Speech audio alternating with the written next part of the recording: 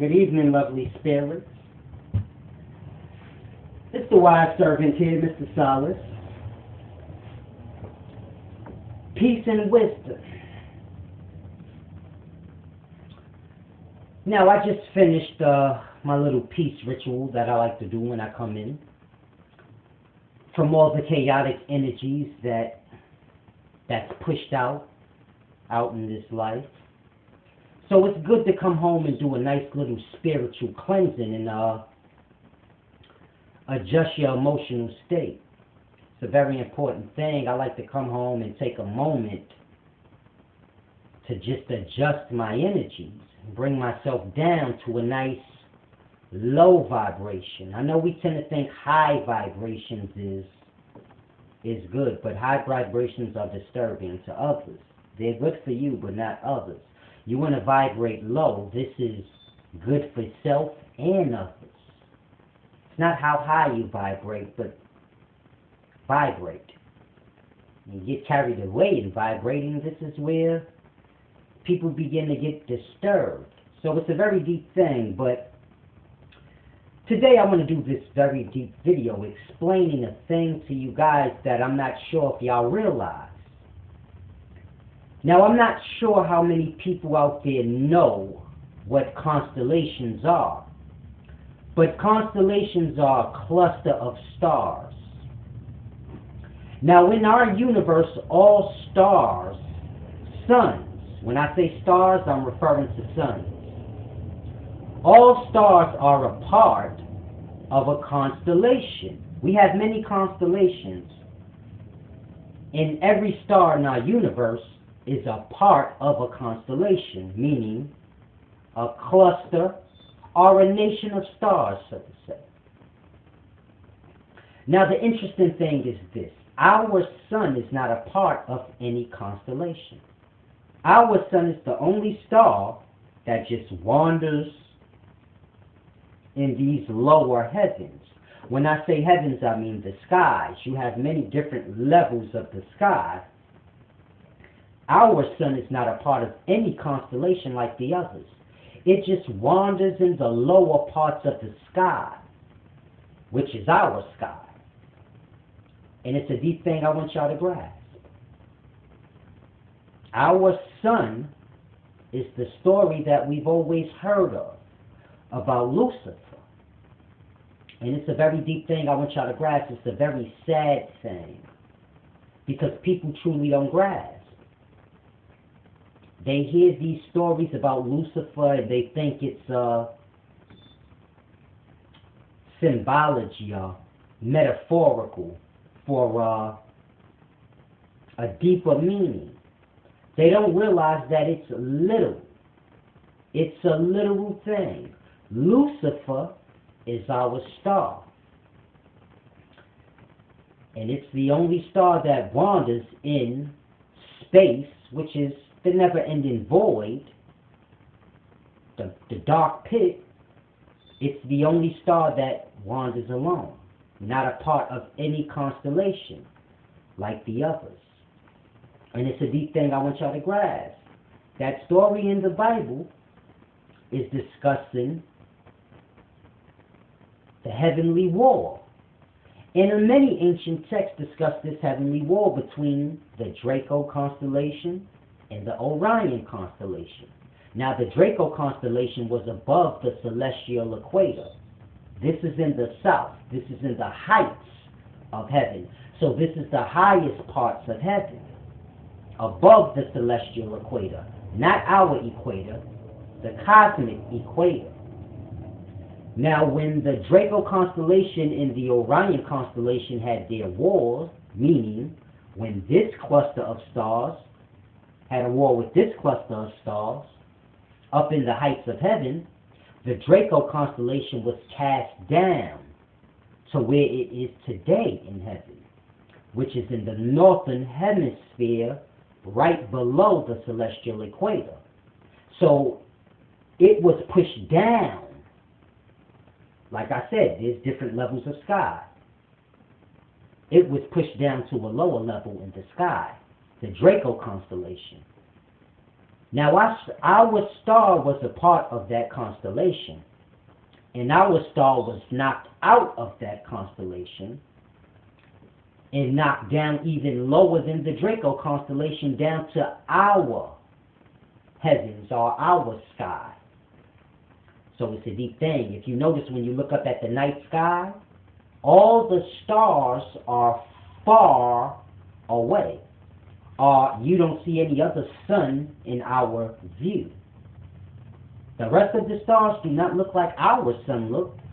They look far away, like they are high up in a different heaven.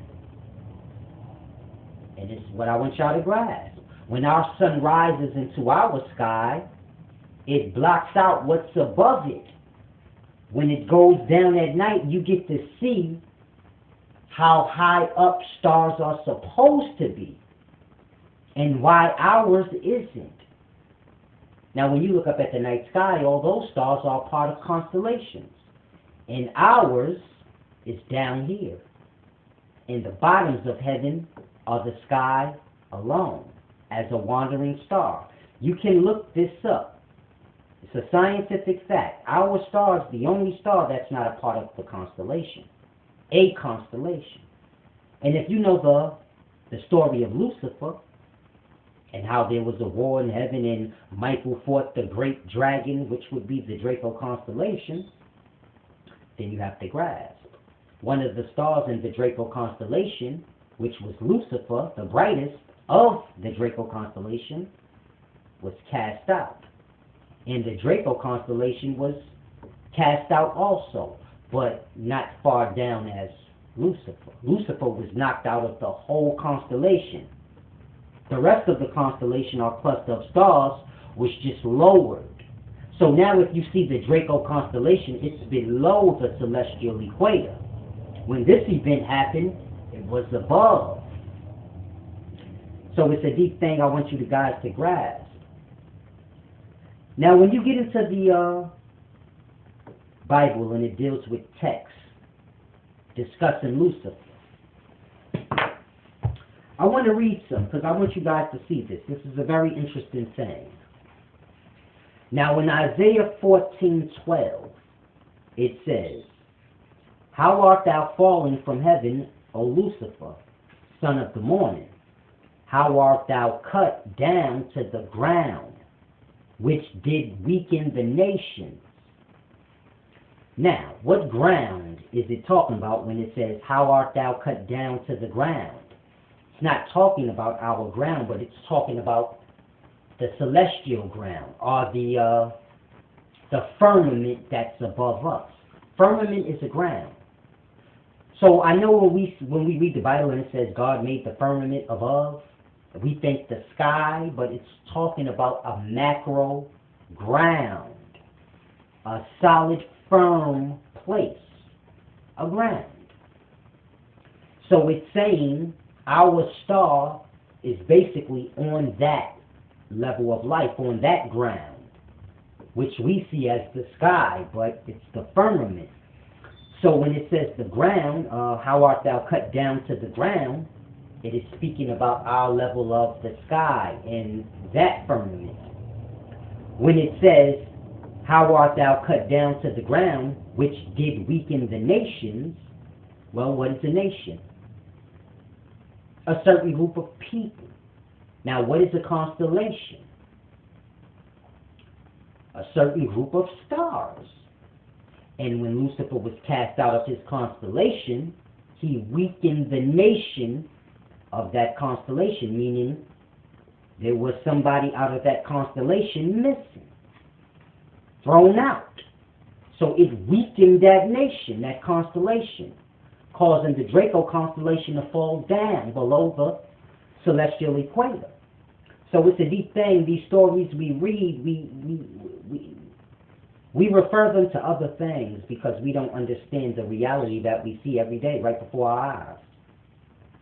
Now I want to go to Luke 10, chapter 18. It says, when Jesus was speaking to the disciples, he said, "I saw Satan fall like lightning from heaven." Now a lot of us think that he's talking about Lucifer. But it's a deep thing, he's not. He's talking about sperm, semen, whichever one you want to refer to it as. He's talking about that and how that falls from the highest parts of the body down to the low parts. So it's a deep thing I want y'all to grasp. But you can also refer that to Satan falling from the sky as lightning, because semen or sperm coming out of a man's body and going to a woman is the same story. So it's a deep thing. I'm going to break that down in the end, how the Satan story is the same story as sperm cells getting eggs. Because it's all, like I said, you're a solar system or a universe yourself, and within your body, these are the upper heavens, these are the lower heavens, and it's all a deep thing. But I want to move ahead to Revelations 9:1, and it says, I saw a star falling from heaven to earth, and he was given the key to the shaft of the bottomless pit. Now, what is the shaft of the bottomless pit? It's a deep thing I want y'all to grasp. First of all, the bottomless pit is basically space. When you look up above, you see the dark night sky, and it's never ending, it's bottomless. So I want you to grasp. Now, the sky up above on the macro is nothing more than a woman's womb. Because like I said, we are all universes, all solar systems on a micro level, as above, so below. So a woman's womb is the bottomless pit, or the sky, or the heavens, or space. A woman's womb is the same thing. Just like a man's sperm cells is the same thing as the sun on a micro level. So it's a deep thing when it says, I saw a star falling from heaven to earth, and he was given the key to the shaft of the bottomless pit. The shaft it's talking about is a woman's vagina. Grasp. Look this up. You have the clitoris. Most of us men and all women should know what the clitoris is. Now, the clitoris is not just on the outside of the vagina, but it goes inside the vagina and then it splits. So if this is the vagina and the clitoris is there, it goes in the vagina and it splits down her vagina walls, I guess you can say. So all of that is the clitoris, and it's referred to as the shaft. So when the clitoris, if you follow the clitoris, it'll go into the vagina a little ways, and then you will feel it split, in a sense, and go down her vagina walls, if that's what the walls are. But this is what's called the shaft. So when it says, I've seen a star fall from heaven to earth, and he was given the key to the shaft of the bottomless pit, it's talking about when a man ejaculates, and the semen and the conscious or the oils drip down his spinal cord, raising up the spirits of the sperm cell. I know y'all like that word better. And then the sperm cells, they go out the man's penis into the shaft, and they were given the key to the shaft. A man's penis looks like a key if you look at it with the testicles attached. It's like a key. So it's a deep thing how the Bible plays with words, because they can't just say, I saw sperm cells falling out of heaven into vaginas. Y'all wouldn't truly get how the sun correlates to what's below. What's above dictates what's below. So you see the star falling in darkness every night. So you have to grasp. What happened that day happens every day. And it doesn't stop, because the stars falling in the darkness every night, men are dropping semen Our spirits, sperm cells in the darkness, wombs every night. They get next cells of bodies and being born into hell. Chains of darkness, the flesh. And that's what that means. You have to grasp, the sun is nothing more than a sperm cell or a spirit of the macro person up above. The larger bodies up above. Nothing more than flesh and blood. We just view them from within. The same way our cells view us from within. And you have your sun, your 7 planets or chakra, and your micro life within. And it's a deep thing. Because when they're speaking of the heavens, they're speaking of within the body too. We the cells within this star that is not a part of a constellation. So grasp that. You say, damn, poor star, poor us. Because we the micro life within it. And it's a deep, cold-blooded thing I want you guys to grasp. And on top of that, we're almost at the end of our solar month. Hopefully you guys see my video where I broke down the end of the world, explaining how our star goes down this serpent's road, so to say. And there's like 18 neighborhoods on this serpent's solar road, and our Earth goes through these periods. And just like we have a year with 12 months of 30 days, the solar year is 18 months of 3,000 years. And we're almost at our 3,000 year period. And this is why in the Bible text and all these different texts you have men always coming and prophesying at the end of the age. Noah was for the end of his age. Jesus was for the end of his age. And now we're at the end of our age almost, because we're at the year 2017. That means 2017 years have went by that we've been able to keep track of. Now between 1 BC and 1 AD you have a gap of time before men gather themselves together after the last solar month destruction and begin to keep track of time again. So there's a blank spot between 1 AD and 1 BC, and that blank spot could be 700 years long, 800 years long.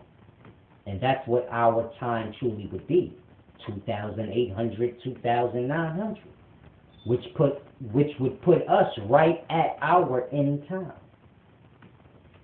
So it's a deep thing. But in any event, it's the year 2017. You know there's a blank spot between 1 AD and 1 BC. So you go figure. 3,000 years is the mark. We're at 2017, but we know it's more than 2017, being as though it's a blank spot between 1 AD and 1 BC. So, it's a very deep thing. I want y'all to grasp all these things I teach you guys, because it's a deep thing. No one knows when thing's over. You dig? So you take advantage of what's available to you while it's available. Get yourself this wisdom and this knowledge. I'm available. I'm going to start doing, because I want to do some traveling and see different places. I'm going to start doing one-on-one home visits in any state. You just got to pay for my ticket. And I'll come to your state, and then you can show me around how things work out there and things like that. I'll stay for like 3-4 days, then go to the next state. But get this knowledge. It's a very deep thing, man. I'm about to get back to my little peace ritual. Then put a little something on my belly. And just stay in peaceful, humble spirits for the rest of the night. Hopefully you all do the same. It's your main man, Solace, the wise servant. Peace and wisdom.